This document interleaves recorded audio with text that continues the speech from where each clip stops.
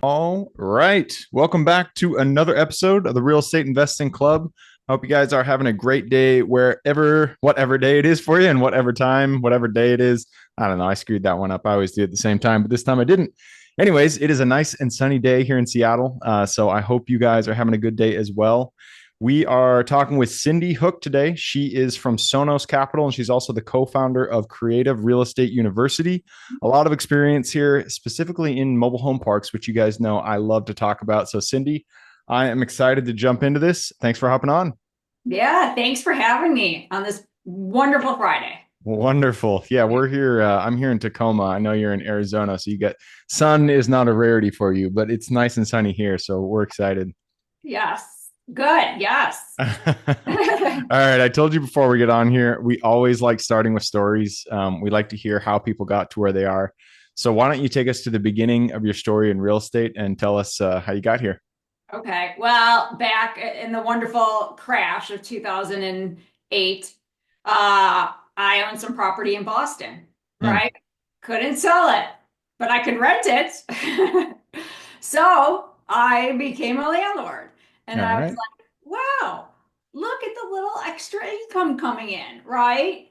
Uh, so that is truly how I fell into real estate investing was when I couldn't sell my properties in Boston because of the market. Yeah, Um, so you're an yeah, accidental real estate investor, which I- it seems to be a common theme on this podcast is people they don't intend to be, they don't set out to be real estate investors, but somehow they stumble into it, and then they're like, "Wow, this is actually pretty cool." yeah, And a couple of years later, here they are. yeah. And then I sold those properties and kind of got out of the real estate game for a little bit, right? And then I happened to my husband's parents passed away, and we ended up with a house, and none of the siblings wanted it, but I'm like, I'll take it. Like we're gonna take it, like so we grabbed that a couple of years ago, and oh my God, the cash flow on that single family is insane. We still have it today. And then we have a bunch of other single families across the country. And then how I actually got into mobile home park investing was um, I had a 401k from my own company. Okay. I own a recruiting firm on the side as well. Hmm. And so I had a 401k and it was sitting there. And as you know, it doesn't make anything in the market. And I joined a couple of real estate mentorships. And, lo and behold, someone said to me, or I heard it somewhere, I can't remember where, a few years ago, oh, Cindy, why don't you use that 401k? I'm like, well, it's tied up. Oh, no, no, no. You can move it over to a solo K. And I'm like, what? I can use that money and make, double digit returns. And, like the lights sparked and, like fireworks, right? And so, anyways, long story short, I moved that money over to a self-directed or solo K. I found an amazing partner. He's still my partner that I refer tons and tons of people over to him, who is an absolute guru in self-directed, and it's actually checkbook control, um, self-directed and solo Ks. And I started with that money and invested with another gentleman who already had like 12 parks, Hmm. and he was my first dabble into mobile home parks few years ago. I just was a Nice. private money lender to him. Okay. Okay. So he on the side taught me about mobile home parks. So Okay. then me and a couple of my other partners, we ended up buying a mobile home park in Oklahoma. We don't have that park anymore. So I Mhm. got my dabble as an operator. I will first tell you and raise my hand here and tell you I do not like the operations. I am not an operator. Yeah. It can be Hence, rough if you have the wrong property management team in place, yes, I feel like. I did not like that. Yeah. Um, but what I do like is I like being in a fund. Hence, now we fast forward to Sonos Capital Mm, because now I have my money in the fund, right? Now I'm an owner, but I don't have any headaches. mm. That is the beauty of it. Okay. Yeah, that makes a lot of sense. What type of fund did you set up? It is, well, it's a 506c Okay. fund. Yep. And you're using that to invest in other people's deals, or are you still buying your own? No, actually, the Sonos Capital is the owner is Walter Johnson. So Mm, I work with Walter, okay, and it's his fund. We're in Sonos Capital Fund 2. mm, Sonos Capital Fund 1, he actually did with his own capital. Um, mm, and what he does is he goes out and finds the parks from your mom and pops, right? mm. And he does all that, the back end stuff, right? The numbers guru, the negotiations, and I help people invest their money with no headaches and no returns. I mean, no Nice. headaches and no, you know what I'm talking about. No tenant calls at night. Yeah, that's always nice. Yes. So earlier you had mentioned solo Ks and the self-directed. I've actually never heard of a solo K. What is that? Really? Yeah. Oh, Well, I got out of corporate. I had an IRA okay. in corporate, and I liquidated it in order to get into real estate, which luckily Okay. that worked. So okay. So if you have a business, okay, you could have so you could go get an LLC and say this is my business. Now I'm not the guru, so everyone's listening there, I can set you up. But this is I know enough to be dangerous, Mm, okay? So if you have a real estate company, you have an LLC, right? You mm. could use that LLC as a solo K. Okay, so if you have an old 401k. What does the K stand for? Is it anything specific? I don't know. It's a 401k. So Okay, that's fair enough. All okay. right. Thinking high level here, Yeah, okay? yeah, yeah, yeah. Okay. So, anyways, what you can do is you can move that money over into a solo K. Hmm. Okay. So my solo K is actually tied to my recruiting firm because that is my own company. Hmm. So if you have a real estate company, right? You run an LLC, you could technically have a solo K. Interesting. Okay. Yeah. So what specifically about mobile home parks? Let's go back to that topic. Yeah. What about mobile home parks did you like once you started getting into it? The cash flow, the cash flow, the cash on cash is insane, especially when your maintenance is low. When you end up renting dirt, right? When you turn Mm, all those park-owned homes into tenant-owned homes and you're renting dirt. mm, That is mhm, what I love. I mean, essentially, I always tell people when they're listening to me talk, I'm like, think of a parking lot when you park your car in a parking lot, right? You're renting that little space. Well, that's what we're doing essentially. They own the home, but we're renting the dirt. And if something goes wrong in their home, we are not responsible for it. yeah, They are. So yeah, our maintenance is low. So that ends up being put back on, we get the cash flow, all of us investing in it. yeah. Yeah, you're still responsible for the utilities, which can be a big bill eventually, especially if you got those septics. We've had a couple of septics Oh fail, and man, the last one we had to do because of the county it was in, they had these crazy requirements, and it had to be like this. I can't remember the system, but it was a special system that cost $45,000 to put in, Oh and yes. so you got to watch out for. I mean, just watch out for septics. They can definitely Yes. fail, and that can be a problem. But Yes. Septic systems can. So we actually don't buy parks anymore with septic systems. But I'll tell oh, you, okay. my first park in Oklahoma, it was a Mm, septic system. yeah. So I know the pain. Yeah. Yeah. Yeah, I wouldn't say it would prevent me from buying a park if it had septic. Well, I know that because I've bought multiple parks with septic systems, but it's just something I'm always wary of. Yes. Interesting. So, what's your guys' criteria today? What are you looking for? What kind of parks are you buying? So we're buying parks that are cash flowing currently, right? That have at least a 50% occupancy. Okay. Um, So you guys are looking to do infill. yeah, infill and basically value add. So we're Yeah. going in there and doing value add and holding it for about 6 years and then selling off. Yeah. And the value add, is it only infill or what other types of value? Are No, you guys looking for undervalued rents? yep, Like what are you guys looking yep. for? Undervalued rents. We'll go in there and add, like I said, new homes and sell those. We will do, Oh, you guys bring in brand new homes. yeah, we bring in You brand new guys homes. work with like can't remember the big like Clayton. Clayton homes Yeah, or something like yeah. that. Yes, exactly. That's who we exactly work with. And then it could be dog parks, it could be barbecues, it could be gazebos, it could Mm, be just fixing anything. the electrical, Yeah. it could be fixing putting flowers. It's just all value add. Yeah. So infill, I love infill parks. They are, um, I found that it can definitely be a little bit bigger of a project than you originally expect when you're doing infill parks. Give us a little bit of more details what you guys look for when you're looking to infill, specifically around the criteria you look about the metro, maybe, or just what you're looking for in the park when you're buying an infill park. So when we want at least 50,000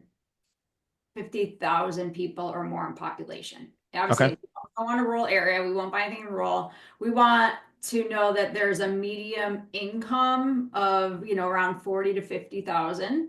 Mm-hmm. We want to know that there's plentiful of jobs, you Mm. know, Positive employment yes, growth positive, thing. yeah, positive, yes, exactly. So those are the things that we look for. We don't really tend to buy small parks. It's usually 50 spaces or more. Mm. And we try to we're either buying them on seller financing or cash. Oh, all cash. Yeah, it could be all cash too. Yeah, Oh, you guys find okay. Yeah, like hard money loans kind of stuff. yeah, yeah, Makes sense. Yeah, seller financing. We've had a lot of luck with seller financing, yeah. specifically with mobile home parks and RV parks. Those owners, probably because they're more mom and pop, they tend to be a little bit. Um, they are more willing to hear the seller financing story, which is a good story. It's a benefit Yes. for both you as the buyer and you and them as the seller. But I found that mobile home parks, RV parks specifically, we've had a lot of success there. Yes. You guys find the same thing? Oh yes, because 20s plus years ago there really weren't any there wasn't any financing for Mm, mobile homes. So a lot of these mom and pops kind of already have heard that, like, what do we do? There's no financing. So mm. maybe they, even when they bought their park or 30 years ago, they were probably, under the same kind of pressure that they had to figure it out too with all cash or whatnot. Yeah. Yeah. The last park we financed, one we bought in December of last year, and it was ridiculous getting that thing financed. When I looked at the P&L, I was like, this is a slam dunk. This is a killer deal. Yeah. Nobody's going to pass on this. I literally called like 40 or 50 banks, and just people said, no, no, no. It was, banks do not like parks. I Yeah. don't know why, because they have cash flow, it's there. So it's interesting how much they tend to stay away from those. How about RV parks? Long-term stay RV parks are a thing that it's becoming more popular. We have a few that run very well. Is that something that you guys look into, or are you only sticking with the mobile home parks? We will look at parks that have some RV spaces, Hmm. but our goal is just the mobile home parks. Yeah. Yeah, that makes sense. Yeah. Are you guys looking at other types of structures to bring in? Mobile homes are the traditional one. Now they're coming out with like 3D printed homes and box or I know. whatever storage unit homes and Yeah. a whole bunch of different styles. Have you looked into any of those? Not, I don't think that we would be opposed to it, but we are trying to keep that mobile home park model so that Mm. everything's unified. Yeah, makes sense. Makes sense. We recently looked into the storage container homes because Yeah. you can turn them into duplexes essentially, and in Yeah. specific markets, especially in Texas where you have migrant workers, it seemed for one of our parks, it seemed like it made a lot of sense. But they're still pretty expensive. I thought that they'd be cheaper, but they're not, and so I don't know. It makes more sense just to go with the traditional mobile home. Yes. They're nice, the new ones. Yeah, absolutely. Nice. They're not your typical home. When you walk into those newer mobile homes, they feel like a home. Yeah, they feel like a home. You're absolutely right. All right. So what does the next, 2 to 3 years look like for you guys? What are your goals? What are you trying to do? Yeah, so the next, we're just about to finish off this fund too, which is super exciting for us. And then our next fund is going to be Fund 3, which is already in the works. And that is going to it's going to be a bigger fund, Hmm. and we're going to have more parks in that fund. So Cool. that's what we're gearing up to at Sonos. Also only mobile home parks. Mobile home parks. It's your bread and butter. That's our bread and butter, All right. I with like it. what we know, right? That is good discipline. I did not have that discipline. I started buying self-storage facilities too, which I also like, but there's a benefit to only buying one asset because then you get really good at that single asset. And the whole shiny object syndrome is Yeah. difficult in real estate for sure. Sam Zell, right? He just kept buying mobile home parks. Yeah. He had they had the what was his company's name? Something like A lifestyle. The only reason yeah. why lifestyle, I know why, because my recruiting company is called Lifestyle too. Oh, there you go. Easy to remember. Yeah. All right. Well, hey, I just took a peek at the clock. It looks like we have Yes. run down the time, so it's time to jump into the quick question round. Are you ready? I'm ready is ready. Ready as you can be. All right, let's start with education. I need two recommendations. It could be any form of education. It could be a conference you've gone to, mentorship program you've been a part of, a book you've read, a movie you've seen, whatever. But two recommendations: one for general life wisdom, and then one for real estate. Okay. Well, the Who Not How book, Hmm. wonderful, wonderful, wonderful book. That's what I recommend. And I got to go back to Pace Morby, sub two. Yeah, he is. He has a good channel, and he gives a lot of good Yes. advice. So, good recommendation. All right, let's go back. Let's go back a few years. Go back to your younger self, the Cindy who was just realizing back in, I think you said 2008, that she could not sell her Boston house and she needed to rent it. Go back to her, look her in the eye, give her one piece of advice moving forward. Um, it's a good thing that you didn't sell that house, because look where you are There today. you go. Yeah.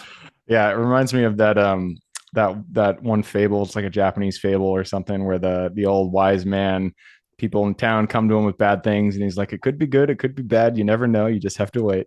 And that is so true with almost everything in life. Something that on the surface seems bad, 10 years down the road, it might not actually be bad. It might have a silver lining that you don't see yet. You just gotta keep trudging forward. Yep. All right, that leads us to the next question. This is about the US. It is a big place. There is a lot of opportunity out there.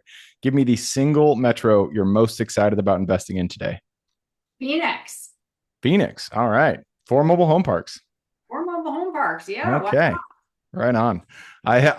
This is my completely naive view. I've not invested in Phoenix. So this nobody should take this view. Take it with a grain of salt. How about that?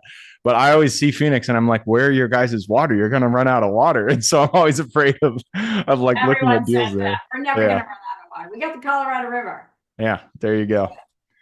All right, next question is about finding deals. It all starts with getting in contact with the seller and penning that purchase agreement. So, what is your favorite way to generate leads and find new deals? Oh my God. Sending chocolates. Sending chocolates. Go more into that. Yeah. Or sending personalized videos. Oh, okay. That is my go-to. Yeah, I have had success with videos. Those definitely work. Chocolates though, I've never done that. So you find a seller, you're like, I wanna be top of mind, and Chocolate. so you send them chocolates. Yeah, why not? It's genius. I like it. All right. Next question is about lessons learned. Not every deal that we get into goes the way we expect it. In fact, many times things go wrong, but we get to learn a lesson in those moments. So, what was a deal that went a little sideways for you guys? And then what was the lesson you pulled from it? Oh, you want to know? This is the one with the septic. Ah, yep. Septics always bite you. Make sure you have multiple people look at that septic system before you buy a park. What happened to it? Oh, it went downhill. Hmm. Yeah, I mean, you've been you've had septics, it just went downhill when about a year into it. So But yeah, and that was very cost us an arm and a leg. Those septic systems, man, Yeah, and they are they are they work, but when they don't work, that's the problem. that's the biggest problem. And what I didn't realize before I got into real estate, I came into buying mobile home parks without any experience. I hadn't even bought a well, I had bought houses. I'd flipped houses and stuff, but I never really had a house that had a septic system on it. And so I never really understood septic systems. And I didn't realize that really the leach field is a big it can go wrong. Like you Yes. don't think of it as having any components that could fail, but leach fields definitely fail. And when you have to replace them in a county that doesn't it doesn't really work with you, it can be difficult. So good Yeah. lesson learned. Septic systems, you got to be wary of them. And that leads us to the last question. This is for the listeners. You've given us a lot to think about. I'm sure people want to reach out, get in contact with you. This is a two-parter. Where can they find you? And then what can they expect when they reach out? They can find me, well, you can go to www.sonoscapital.com and you can reach out to me at Cindy, Cindy, at sonoscapital.com. And when they reach out, we have a Zoom, we'll just chit chat and want to learn a little bit about their background. They can learn a little bit about Sonos and we'll see if we're a match and a fit. And if they want to rent dirt like me, the best asset class there is, then they can dive right in. And I also given my knowledge on solo Ks and self-directed IRAs. All right, perfect. I will put that link in the show notes. Show notes. Yeah, in the show notes. So if you guys want to reach out, all you got to do is click that more in the description. It'll pull down that full description, and in there you can find Cindy's links. All right, that wraps it up. Thank you very much for hopping on the show. Yeah, thanks so much. I appreciate it. Absolutely. For everybody who's with us today, thank you guys for showing up. You are the reason we do this. So if you guys have any questions, reach out to me, Gabe at therealestateinvestingclub.com. If you guys want to support the show, leave us a review. Other than that, I hope you guys have a great week. Keep rocking real estate, and I look forward to seeing you on the next episode.